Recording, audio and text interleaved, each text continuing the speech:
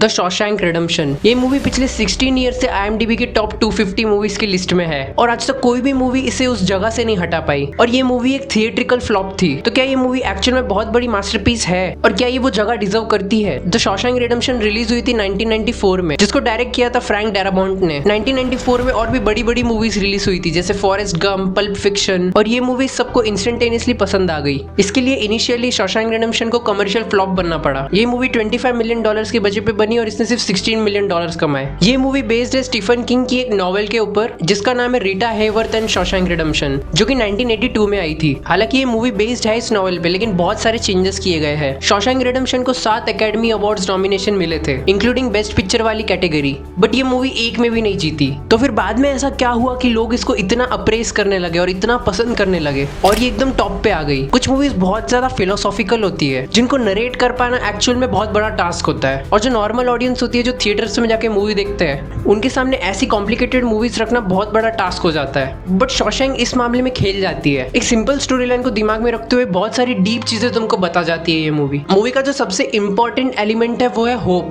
मतलब एक उम्मीद। अगर थोड़ा बहुत ओवरऑल कॉन्टेक्स्ट दूं तो जो अपना मेन कैरेक्टर है वो एक प्रेसिडेंट है बैंक का, और उसकी वाइफ जो है उस पर चीट कर रही है। तो एक दिन वो उसकी वाइफ को और उसके लवर को मारने के लिए जा रहा होता है गन लेके, बट मारता नहीं है। लेकिन उसी रात को कांड हो जाता है कि कोई और उनको मार के चले जाता है और वो सारा का सारा इल्जाम अपने मेन कैरेक्टर पे आ जाता है। उसको 2 लोग को मारने के जुर्म में जेल में भेज दिया जाता है, ऑलमोस्ट काइंड ऑफ जिंदगी भर के लिए, और उस जेल का नाम होता है शॉशैंक। एक वार्निंग, अगर तुम लोग ने मूवी नहीं देखी तो पहले जाके देख के आओ। जब किसी के ऊपर ऐसी चीजें बीतती है तो वो अंदर से टूट जाता है और उसकी सारी उम्मीदें टूट जाती है, पर अपने मेन कैरेक्टर की होप नहीं टूटी। उसको बस एक ही होप थी कि वो एक दिन बाहर निकलेगा और अपने ड्रीम्स को पूरा करेगा। उस जेल में जो है मोस्ट ऑफ द लोग इनोसेंट हैं, जिन्होंने शायद कभी क्राइम नहीं किया। अपना जो मेन कैरेक्टर वो कहीं ना कहीं समझता है कि शायद उसकी गलती की वजह से उसकी वाइफ मारी गई, तो उसने जितनी भी मिस्टेक्स की है उसका पश्चाताप करने के लिए बहुत सारी चीजें करता है जेल के अंदर, और वो कैसे अपनी काइंडनेस से दूसरों की हेल्प करता है। रिडेम्पशन का अगर सिंपल मतलब बताओ तो पाप से मुक्ति। होप इतनी स्ट्रॉन्ग चीज है कि इंसान कभी भी कुछ भी कर जाता है। यह हमको पोर्ट्रे किया जाता है इस मूवी की एंडिंग से, जिसमें बताया जाता है कि हमारा जो मेन कैरेक्टर है वो पिछले 20 साल से अपने सेल में एक छोटे हथौड़े से टनल खोद रहा है और वो फाइनली बाहर निकलता है। लिटरली अपना मेन कैरेक्टर 20 साल तक धीरे धीरे खोदता रहा और फाइनली उसने टनल बना ली, जिससे हमें पता चलता है कि होप की पावर क्या है। कितनी भी डिफिकल्टीज आ जाए उसने अपनी उम्मीद नहीं हारी। सो ये जो सिंपल स्टोरी हमें बताई जाती है वो वाइडर ऑडियंस तक पहुंचती है, मतलब नॉर्मल से नॉर्मल बंदा भी इसे समझ के इंस्पिरेशन ले सकता है। सो इसलिए ये मूवी बहुत ज्यादा लोगों तक पहुंचती है और मेजोरिटी ऑफ लोगों को ये पसंद आती है। इसलिए इस अकेली मूवी के 2.9 मिलियन वोट्स है IMDb पे और मेजोरिटी ऑफ लोगों ने इसे अच्छी रेटिंग दी है। अब रही बात की ये मूवी कभी नीचे क्यों नहीं आती, तो इसका बहुत सिंपल रीजन है कि IMDb की जो टॉप 250 की लिस्ट होती है वो डिसाइड होती है on the basis of regular voters, मतलब जो रेगुलर वोटर्स है उनकी ही वोटिंग मैटर करती है। और IMDb खुद बोलता है कि रेगुलर वोटर किस बेसिस पे डिसाइड होता है ये वो डिस्क्लोज नहीं कर सकते। सो इसलिए शायद ये जो फैन बॉयज है ये मूवी को कभी नीचे ही नहीं आने देते। इस मूवी के पहले जो टॉप पे मूवी थी वो थी गॉडफादर। शॉशैंक रिडेम्पशन 2008 पे फर्स्ट नंबर पे आई,